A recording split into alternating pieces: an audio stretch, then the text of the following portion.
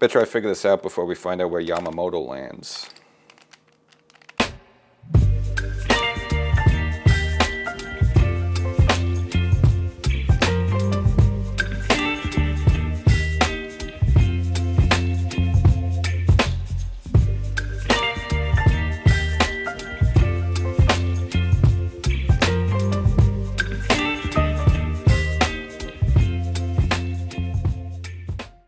Welcome to Section 420, Talkin Yankees.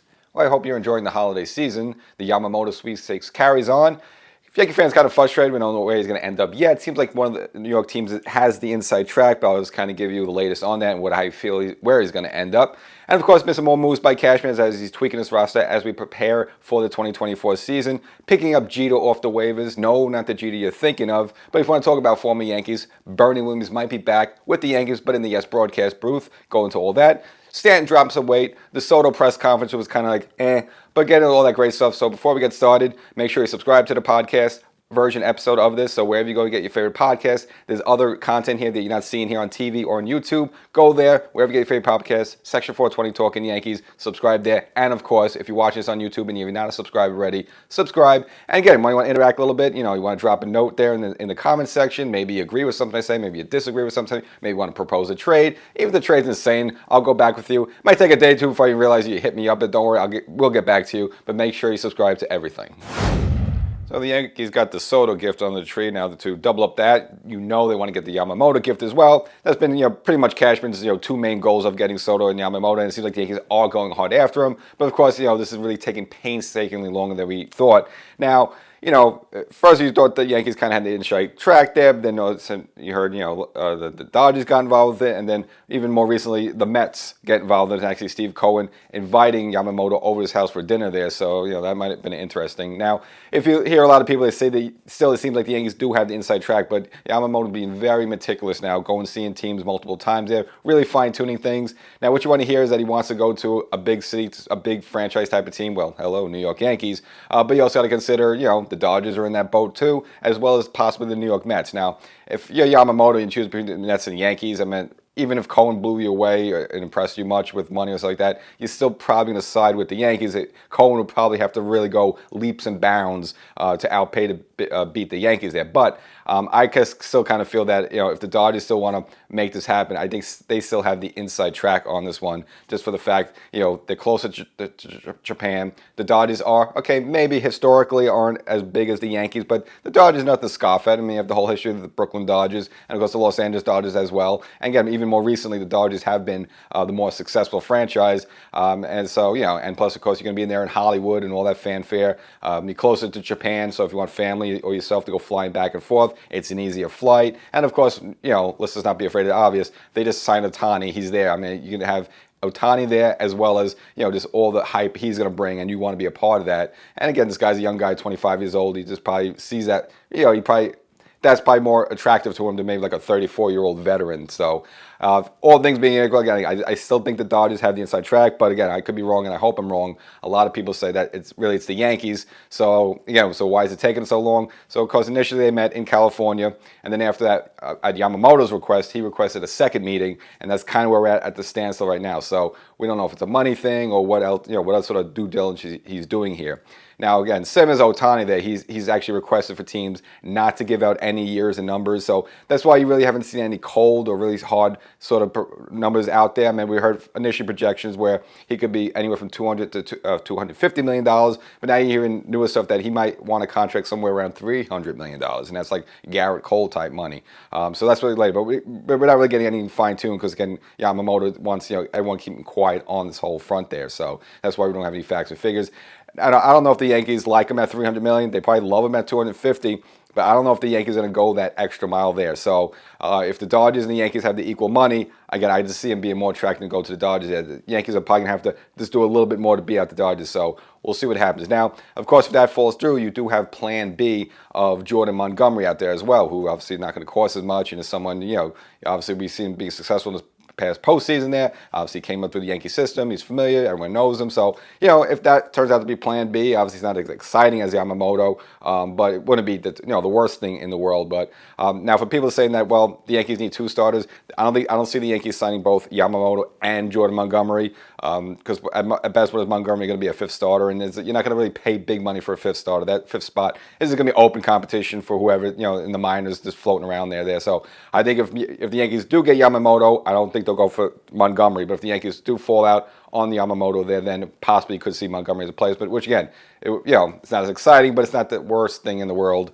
Just because he's a lefty, he's familiar here, he can pitch in the postseason. Even though Cashman didn't have much faith in him a year or two ago, but obviously he's proved he can pitch in the postseason and be well. So it wouldn't be the worst thing in the world. So kind of wait and see. It's kind of annoying, but that's just the way it is. I guess Yamamoto really wants to. Really, obviously make a commitment here. He might be pitching somewhere for the next 8 to 9 years. You just want to make sure you're comfortable in the spot you land. And for the poor Giants, as we all heard that, of course, Ohtani, they were almost willing to spend the $700 million the Dodgers were, but it seems like rumors coming up that, at least from partial owner Buster Posey there, mentioned that a lot of free agents are a little worried about going to San Francisco with this kind of the reported crime problems and homelessness and stuff like that. Not really the players themselves, but more the wives and family kind of being there. So I don't know how much stock you put in that, but it could be the case there. It's obviously Ohtani didn't want to play there, and of course the Giants tried to pitch to Yamamoto, but it seems like that any talks there kind of died out. And even with Boston as well, you heard some rumors that Yamamoto might be courted by Boston, but it seems like Yamamoto's really interested in Boston. So it seems like it's going to be either one of the New York teams or the Dodgers. And again, we'll just have to wait and see. So Jeter's back with the Yankees, not the Jeter, of course, we all know Derek Jeter, but Jeter Downs, and you might remember the story about a year ago. It's kind of a cute story. So here's someone actually came up with the Red Sox organization. Now, his father was a Red Sox fan, but for whatever reason, the mother named Jeter Downs after Derek Jeter, and he was born in '98. So it's after Derek Jeter already cemented himself as like a superstar and playing for the Yankees. I don't know how that marriage worked out, but I guess mother knows best. And again, Jeter Downs growing up as a Yankee fan. And of course, he's a bit more recently now with the Nationals. He was in their minor league system, and they put him on waivers, and Cashman picked him up and brought him here. So, obviously you're not looking for him as a bat. His numbers in the minors and his again, brief stint up in the majors, both with the Red Sox and then with the Nationals, not impressive at all. But the reason he's here, he's a glove guy. He could play shortstop, he could play second base, he could play third base. So really look at Jeter Downs as your new IKF, which pretty much means that the Yankees are not going to be bringing back IKF, which I thought they would. It doesn't make sense. I know he was Mr. Super Utility Man last year, and it's always good to have a guy like that. But, why are you going to pay a guy like that? He's probably going to want like over $6 million, which he made last year. So you're not going to pay $6 million for that. We could pay this guy peanuts to do the same thing. Now, obviously, batting-wise, he doesn't give you much at all. I'll just go through his numbers. So this was in, again, the shared time in the minors last year. Only hit .222, 3 home runs, 20 RBIs with 11 steals. Again, that's down in the minors, only hitting .222. And if you want to look at his major league career, the time he spent with Boston last year and the brief time with the Nationals last year, not much better there. Just hitting .182 with the 1 home run and 5 RBIs. So, this is going to be a super utility man. But interesting enough, he did get his first career hit in 22 against the New York Yankees, and his lone home run of his major league career was at Yankee Stadium there. So, I don't know, maybe playing for the Yankees will spark him up a little bit. I don't know like that. But again, 25 years old, young guy. But again, he's pretty much here to replace IKF.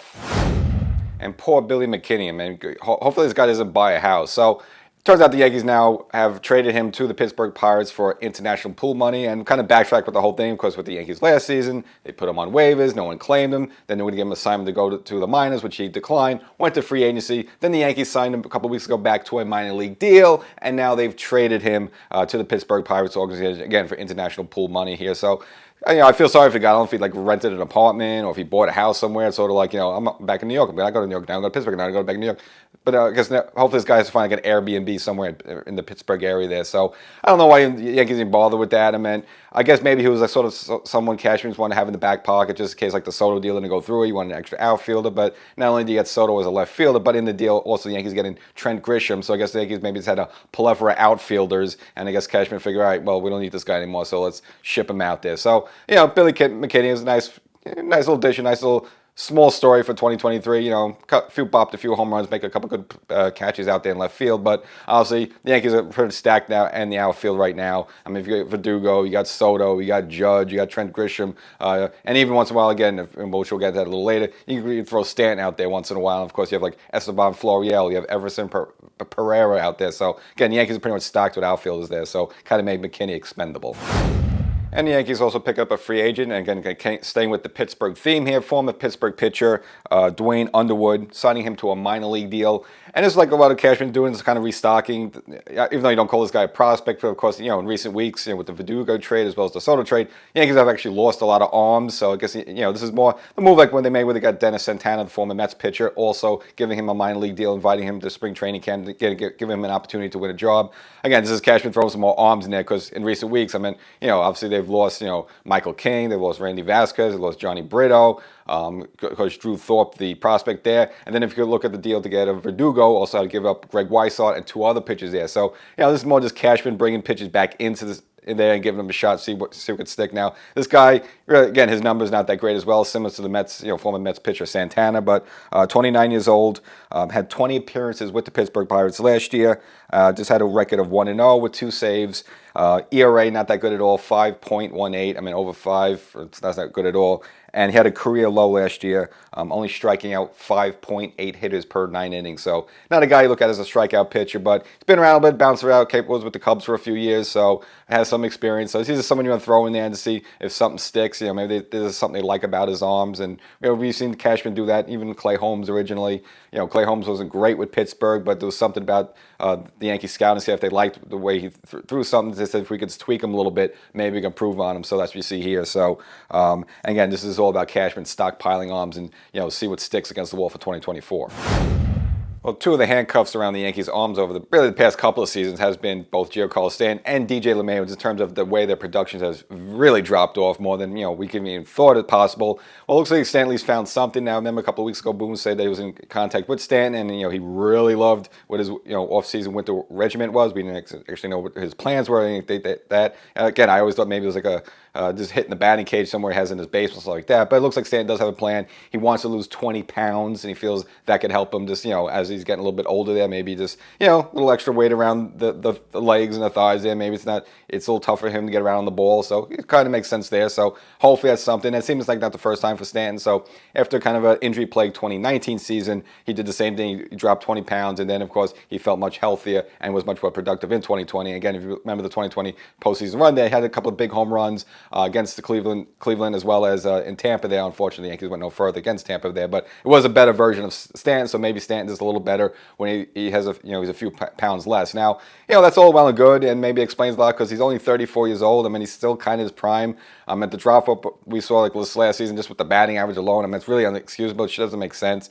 And again, the money you're paying this guy, he's got to produce much more than that. And it can't just be, again, Judge and Soto. I mean, he has to be also one of the cornerstones of this team and of the offense. And same with DJ LeMahieu, too. I mean, we haven't really heard any updates on DJ. Is there anything he's doing differently? Because, he's pretty much now relegated himself to be like a 240, 250 hitter, which he cannot be. I mean, he's not that. And again, himself, only 35, and it's not really should be dropped off like that. So he's going to have to also find something to tweak, whether it's his swing, whether it's dropping a few pounds as well, something. Because, these two have really been holding the team back. And again, when Judge was out for 50-something games last year, I mean, the 2 of them really needed to pick it up. And if they just a little bit better than they were, this team probably might have squeaked into one of the wild card spots, but both of them really were terrible, and again, when the Yankees needed the most. So hopefully that's the case, and hopefully they solve it. My only question would be well, if you were more productive at a certain weight and you're a professional athlete, and they're doing the nutrition stuff, they got all these stuff, you got millions of dollars to put into all this stuff and have all these doctors and specialists and everything, as well as the Yankee organization. Well, can you not identify that a little sooner that you need to be at a certain weight to be productive? But I don't know, whatever. So, but he wants to be more athletic, so let's see what happens there. I still think the Yankees do not want to put him in the outfield just because, tweak or pull something like that. But as we all know, the problem with him, we've seen him when he does play the outfield, it seems like it does produce him better at the plate. That just, livens him up, which makes sense because you'd be sitting on the bench there as a DH and you're just kind of stewing and you're worrying about your last at bat and you struck out and you worry, oh my God, I don't want to go up again. I'm going to strike out. I'm going to get booed and stuff like that. So you got to understand why he would want to play the outfield. I just think the Yankee organization would be very hesitant. you might put him out there once in a while, but I think the Yankees right now are so stacked with outfielders they don't need to, and just hopefully a more athletic version of Stanton is the key there. Again, they're going to need him because he has to also contribute. He has to do his fair share. It just can't be Judge and Soto hitting all the home runs. And we might as well get into the Soto press conference, and it was very underwhelming. It was a couple of weeks ago, and usually when the Yankees bring in a big key, big marquee type player, you have everyone. It's actually done in person at Yankee Stadium, and you have like the press corps there, and usually Cashman gives a speech, Randy Levine gives a speech, Hal gives a speech, and then you saw they put the donning of the uniform on the player, and then you hear all the cameras clicking and all this stuff, and then the player does the speech, and then the player does the media rounds, WFAN, ESPN Radio, and all that stuff. This was like the opposite of all that. This was just basically him on a Zoom call with like a T-shirt on, in his basement, working at home, remotely at home, during COVID there. So yeah, very underwhelming. But I can understand why the Yankees did this because look, he's just here for pretty much 1 year. So you're not going to have all the bells and whistles and a big press conference for a guy that's just going to be here for a year. You reserve those for the big moments. When you bring in A-Rod, he's going to be here for a while. Or when you sign someone like a CC Sabathia, when you sign a Mark Teixeira, when you sign a Jason Giambi, or even sign someone like a Johnny Damon, for example, and have a whole thing where, hey, let's go to the barbershop now and make him shave and cut his hair and all that stuff. So if you have a guy here for 1 year rental, you're not going to throw all those bells and whistles. So I kind of understand why the Yankees did it that way. It was kind of like, whatever. I mean, it's Juan Soto. It's like one of the best players in the game. You'd think at least have it in person at the Yankee Stadium or something like that. But this was like, no, this was very on a Zoom call. Kind of like that. But if he's a guy who's only going to be here for 1 year, you can understand why they would do that. So nevertheless, he didn't really have anything great to say. I mean, he does looking forward to playing at Yankee Stadium in front of the Yankee Stadium crowd there. Now, he said he's not going to be tempted by the right field porch, which, that kind of was the case with some Yankees coming here. Mainly, Jason Giambi fell into that trap where they just think, hey, I'm a left-handed power hitter. I'll just hit a bunch of home runs. And what you end up doing is overswinging and yanking the ball and ends up just being a simple ground out to second base. He said he's not going to be tempted by that. He wants to use the whole field. So that's good. And he's just getting this time right now, and as well as during spring training, just to get to know his teammates. And of course, obviously he was asked the obvious question, you'd think you'll be here beyond 2024. He just pretty much said, look, I'm not going to worry about the business side. The Yankees want to keep me. They know who to call. So it's one of those things like, hey, just call my agent. So other than that, you didn't get much from it. And as we all expected, he's going to be number 22. That's his number he was with when he came up with the Nationals, as well as when he was playing with the Padres there. So I guess the Yankees were able to move things around. I think Estevan Florial was carrying 22 there. So I guess he just ripped that right off his back there. Same thing when Bellinger was coming, when Mike Mussina was coming to the Yankees in 2001. I think Bellinger had 35. They just ripped that right off his back there. It's like because Mussina wanted it. So similar situation. When you bring a superstar, you get him like that. Now I remember, interesting enough, when Roger Clemens was coming here and Paul O'Neill was number 21. Now Clemens offered him like a gold watch, everything. Paul O'Neill would not give that up. But you kind of understand that Paul O'Neill, old school guy, and plus Paul O'Neill already established himself here with the Yankees. So even though you say Clemens is the bigger superstar, this was Paul O'Neill was one of the guys here, and no way Clemens was going to take that 21 off him. So he was also a 22 if you want to look at a historical perspective. Now we know Paul O'Neill now is in the Yes booth. Well, there might be a possibility of a reunion with Bernie Williams. Supposedly talk now that Bernie Williams and the Yes broadcast team, whatever, are discussing the possibility of Bernie joining the team, which would be kind of interesting because really ever since Bernie retired, he's kind of really put baseball away out of his life. I mean, as we know, he's a musician, been touring like that, and that's pretty much as we know Bernie Williams. Comes back once in a while to kind of peek his head in the window, and then during spring training sometimes as an instructor there. But overall, he's kind of really stayed away from the game since he's pretty much retired. And I don't think he actually officially retired. He just never got offered a contract. He was never really played there. So nevertheless, that was way back in like 2006 there. So kind of been away from the game for a while. But maybe he's gotten the itch a little bit, and he sees some of his teammates like Paul O'Neill in the Yes booth and David Cohn and Jeff Nelson now more recently, and John Flattery. So I guess maybe he just wants to be with those guys as well. So I think it'll be okay. Now, you're hearing that initially that they're going to really give him the play-by-play. He just might do the pre- or post-game in the Yes studio there with Bob Lorenz, or similar. Remember, they try to bring Buck Showalter on.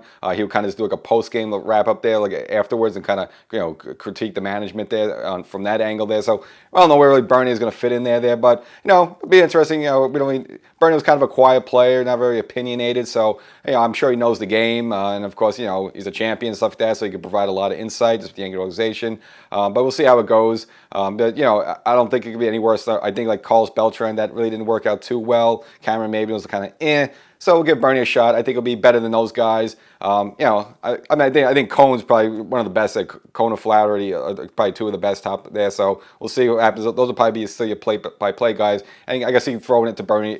There in the studio there with Bob Lorenz. Bernie and Bob. That flows really well. And as we look towards spring training, looks like baseball wants to tweak something again. Not a new rule, so don't worry about them making the bases bigger or anything like that. But I want to check up the schedule a bit, and they want to actually showcase a lot of the young talent in baseball, which maybe people aren't aware of. So they're creating something called Spring Breakout.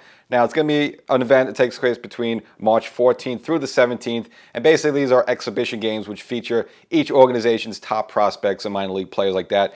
Players maybe you wouldn't be familiar with or would get an opportunity. And this is going to be part of a doubleheader. So you would have the normal spring training game. And then, of course, attached to that, probably before it, will be a seventh inning exhibition. So it'll be part of a doubleheader where you have these future stars playing. And then, of course, the second game will be the normal normal game. We have your Judges and your DJ LeMayus. They'll have their 1 and 2 at bats and then go hit the showers there. So it's kind of interesting. It gives baseball an opportunity to showcase the young players, which you're trying to sell the game. And we see this with some other sports. For example, during the NBA All-Star break there, they always have like a futures game there of their future stars playing a game there. So it's all part of the slam dunk contest and the 3-point contest. That's all that. And of course, you have the big game at the end there. So it's an opportunity for you to see some young players there. And of course, this will be an opportunity for baseball to showcase some of their young talent. Maybe that's the reason to figure maybe the game is maybe falling behind football and basketball there, just because maybe people need to get excited about some of these young players. I don't really think it's going to do that good, but again, it's not a terrible idea because normally if you have your normal spring training game, everyone really just watches mostly for the major league stars, the big hitters. You want to see Judge get his at bat, and then once Judge is yanked out of the game, you're going to turn off the TV. You're probably not going to watch some of the Yankee prospects play from like the 5th inning to the 9th inning. So this is an opportunity now to bring these players up front, get you excited about them, and then maybe you kind of more invested in not only the major league team but also the minors as well there. So I don't think it hurts. I think it's good for baseball. Now it's hard to tell. I'm just going to guess the 7th inning expedition will be before the 9th inning kind of like major league spring training game. I'm just guessing there because once the major league game's over, you're probably not going to watch anything after that. So I'm assuming this will probably be before the game, and then you'll have right after it the major league game because you want to keep people tuned in there. So just my guess there, but nevertheless, and I think it's a good idea for baseball. Obviously, they're just trying to tweak things. You saw them do it with the rules, over the past couple of seasons. So far, right now, no craziness with the rules. So hopefully, just keep everything the same. But you never know. Maybe they'll shorten the games like 5 innings or something. So these games could be over in an hour. Probably not, but that'd be crazy.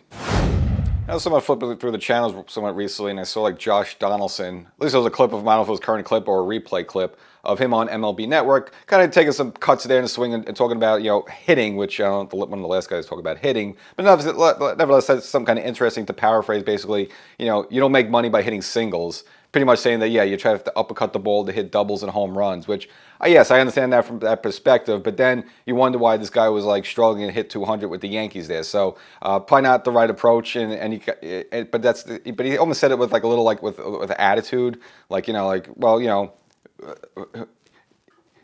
who cares about who hit a single there? But that's been the Yankees' problem pretty much for the past couple of seasons. You have too many guys like that been in the lineup hitting 200 there, and you can almost see like he was almost purposely doing that. It's like, well, if you saw the situation, maybe you could have tweaked your swing where the fans, even if you hit less home runs and hitting less doubles, but if you have a high batting average, you'll be more successful. The team won't be successful. The fans won't be getting on you. But almost just kind of shrugging that all off. It's like, no, I want to get my home run. So what he did here with the Yankees, anytime he made contact, it was only a home run. Then when the Yankees cut him, go to Milwaukee, same thing. Anytime it made contact, it was only a home run, and that's pretty much been the story of probably the past 2-3 seasons of his career there. And you could think it feels something like he was trying to hit well, and like he just was failing. You would almost feel sorry for him, but he was aiming to hit that way. He was uppercutting the ball apparently, and that's why he was struggling to hit 200 there. He was kind of doing this on purpose. He figured well, as long as I get my home runs, my doubles, and my power numbers in, then I'm all good. No, you're not all good because you ended up getting cut by the Yankees. You did nothing here. If you just have more of a level swing, you probably would have been more productive. The team would have been better. And of course, maybe he's still in a Yankee uniform. Nevertheless, right now he's not in any uniform right now, and it's probably going to stay that way. So, bon voyage, Donaldson, wherever you land up. And another former Yankee who's probably done with baseball will be Matt Carpenter, even though he's a much more likable figure than Josh Donaldson. Actually, a tremendously more likable figure than Josh Donaldson.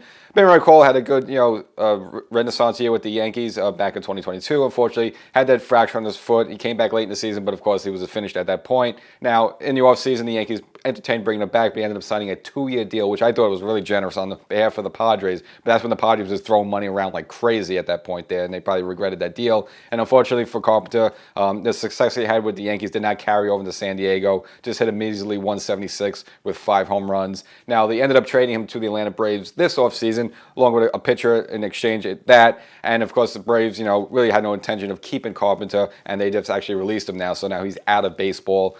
38 years old right now, so I don't know. I mean, someone could try to take a flyer on him, but I just think the fact whatever he had with the Yankees that worked for the brief couple of months before he fractured the ball off his foot there. I don't think it's anything like that's coming back anymore. So I don't think any team's gonna give him a shot. Good player. He's had a great career there, but unfortunately it's probably over for Carpenter right now. And at least for all the things that people want to blame Cashman with, Cashman kind of really resurrected his career for a couple of seasons, because you remember when Cashman picked him up, he was with the Texas League minor league system there, and they had no intention to bring him to the major league level, so they basically released him. Cashman picked him up, and the guy was like Babe Ruth for like a month or two, and then unfortunately he hurt. He was never the same again. But if it wasn't for Cashman there, Carpenter might have been out of baseball like 2.5 years ago. At least Cashman, extended his career a little bit. But now it seems like, just based what he put his numbers did with San Diego last year, it's over for Carpenter. But again, a nice distinguished career. He'll always be remembered as a St. Louis Cardinal there. But again, I just remember just for the Yankees there, it gave us a couple of fun months. But unfortunately for Carpenter, it's over.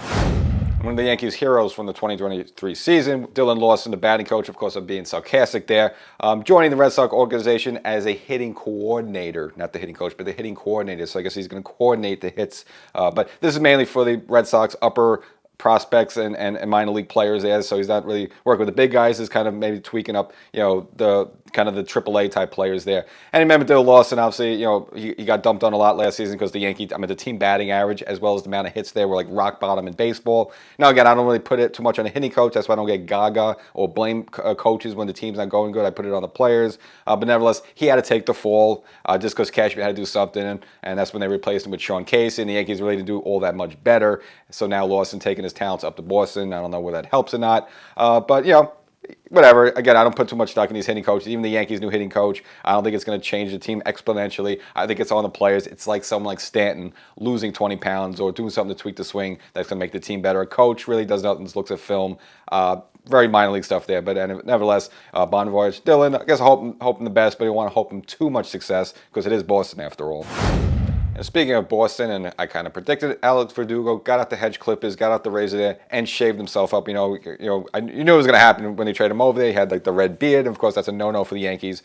So they had to trim him up there, and he did it, pretty early. So I actually like that. I'm sure you've seen the pictures of it going around social media, and I just think it's a good sign for him because again, you heard some whispers that maybe it could have a bit of an attitude type of guy and doesn't hustle as much sometimes. And again, he had that incident. It was like late to one game last year. I just like this, and I kind of knew this would happen when you join a new team. You kind of want to make a good first impression. You're kind of on your tippy toes there just because it's a new organization. So I kind of figured that that would be the case. And again, he could have dragged this out to like maybe the day before having to show up to spring training to do the shave. But no, he's done it early and he's gotten it out there. So I think it's a good move. And we've seen this from some other former Red Sox players, such as the aforementioned Johnny Damon. Of course, he had the caveman look, and of course they shaped him up. As soon as he's signed the big deal with the Yankees there. So good sign for Verdugo. And again, I think he'll fit in well with the clubhouse there. Again, I don't think he'll have any attitude problems, stuff like that. You're entering a new team, and plus you got it's just you have something like Judge and Stanton. These guys are like almost 7 foot tall, so I don't think you want to like not hustle and have to confront Captain Judge there in the dugout there. So I think Verdugo will be good as a Yankee. And again, he's just on a 1-year rental similar to Soto, and again, he's has every incentive to have a